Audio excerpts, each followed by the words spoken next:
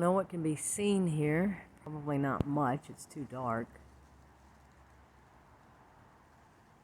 But there's a slight, actually I don't know how thick of a coating of ice on the trees and, well, just about everything.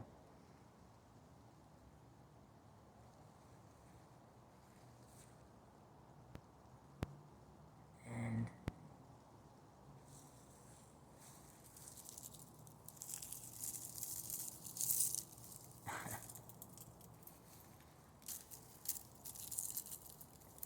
yeah, everything's got a coating of ice on it. We still have electricity, and I still have internet, so far. That remains to be seen in the, well, in the near future.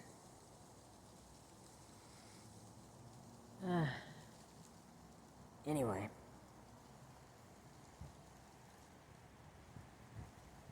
And it's going to get colder, so it's not going to melt all that quickly, unfortunately.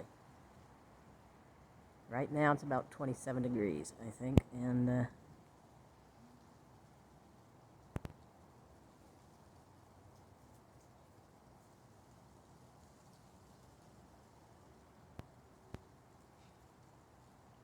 it's going to get colder,